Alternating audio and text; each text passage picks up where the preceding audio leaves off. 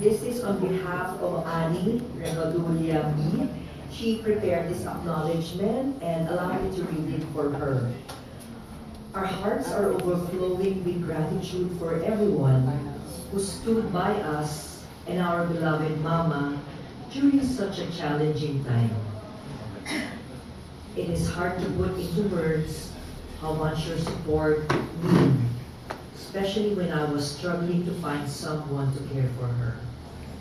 To my dear friend Connie, your selfless love and unwavering dedication, you're a beacon of light.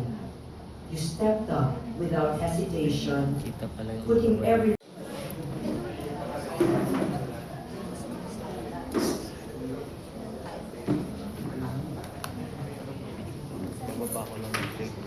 Sige, sige. Okay lang ako sa mga... Pwede pasok muna natin yung... Yung?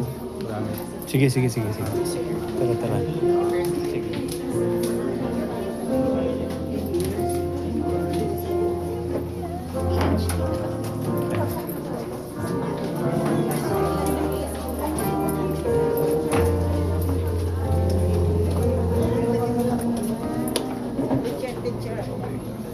May, Hindi lang siya.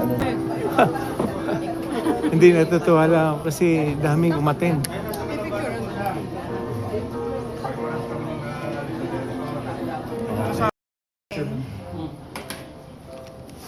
Ito naman po yung Girly, Yes. hindi ka pa rin nagbabago lahat. Maganda ka pa rin.